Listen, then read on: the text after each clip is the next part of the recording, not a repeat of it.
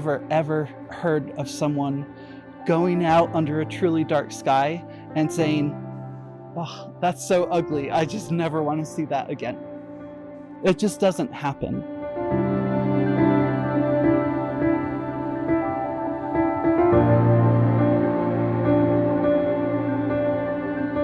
For me, the experience of looking at a dark night sky is a connection to nature and something that is so much vastly bigger than this planet that I cannot imagine something else that's comparable to that. For a moment, you feel like all of the things that concern us down here on Earth are very small in comparison to this big picture. I feel like I know the sky.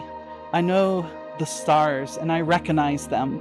And I recognize the planets because there shouldn't be a star there. I just go out of town a little bit, see the Milky Way, feel a little bit of a recharge, and go back to work. That view of a star-filled sky is inherently inspirational.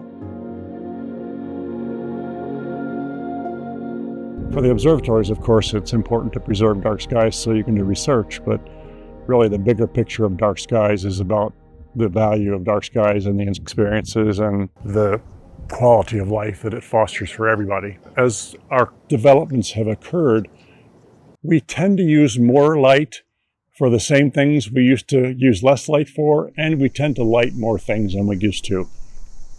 And nowadays, in the recent 5, 10, 15 years, we're switching to kinds of lights which have greater impacts on the nighttime environment. We don't have to limit development. It's a very important distinction. It's about the ways that lighting is being used and not that it is being used in the first place. Over the last 10 years, around the world, our skies have been brightening 10% per year. What we've been doing has not been working. 100 years ago, most people could see the Milky Way from where they live. Today, it's only about 20% of people. The rate of increased artificial light at night is really devastating to our planet. It's an interesting kind of pollution. It's different than air or water pollution. If you turn off the light, it goes away at the speed of light. Light pollution impacts us in many different ways. Light at night is not healthy for our bodies if we aren't reasonable about how we use it. In addition to medical impacts like the reduction of melatonin production, which negatively affects how we sleep, but also increases our chances of cancer and even diabetes. Light pollution is changing the part of our world that should be in darkness. So every day needs a night. And the more artificial lights that come on, it changes the quality and type of nocturnal environment that affects people and animals and plants. You know, most animals are active at night, for example, and that light at night really does disturb them even more than it does for human beings who are naturally diurnal creatures. It's changing the dynamics in so many ways within the food web that we're just at the beginning of understanding how much could be disrupted with normal animal activity. Animals suddenly perceive the world very differently. Some animals may be attracted to the light. Think about moths that come to a porch light that's on and they're buzzing around and they're so distracted. They're not looking for food, they're not looking for mates. They could completely run out of energy. Wildlife is really stressed out right now, whether it is temperatures increasing or loss of habitat or their range or their inability to find food, that sort of thing.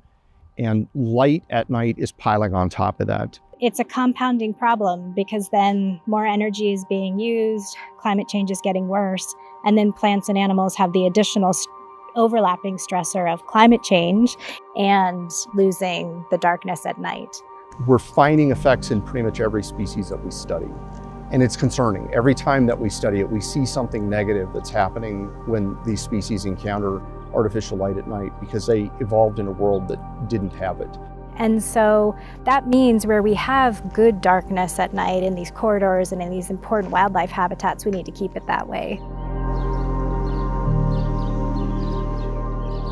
Any municipality, city, town can create an outdoor lighting code that enforces good lighting practices. Being a good neighbor by using good lighting that's going on the ground and not up into the sky or across your yard to your neighbor's bedroom is helping that community ethos, but it's also protecting the sky. Flagstaff really has an awareness and appreciation for dark skies across its culture, which is really a good part of the reason Flagstaff has been so successful at protecting its skies.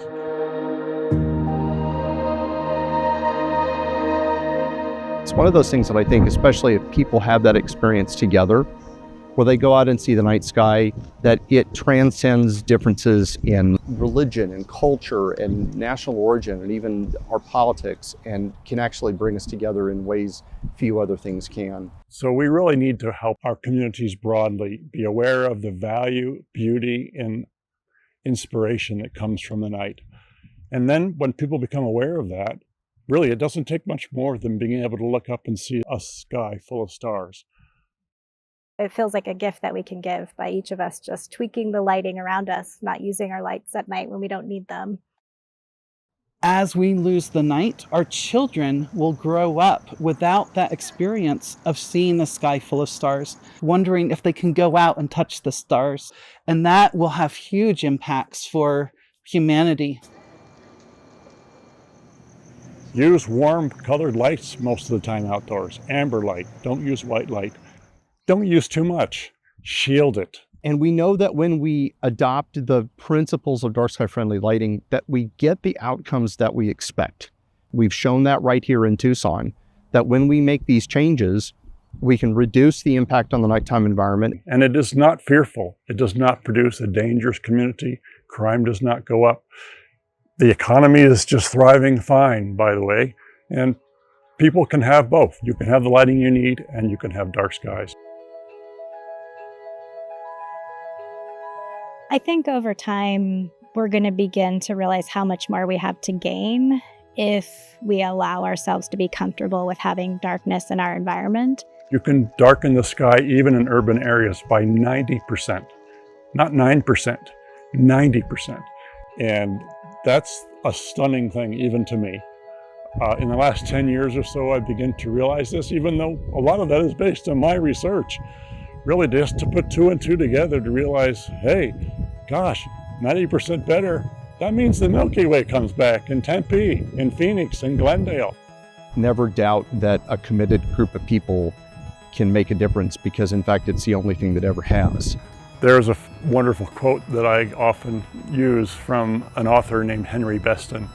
Our fantastic civilization has grown out of touch with many aspects of nature, but with none more completely than with night. With lights and ever more lights, we drive the holiness and beauty of the night back to the forest and the seas.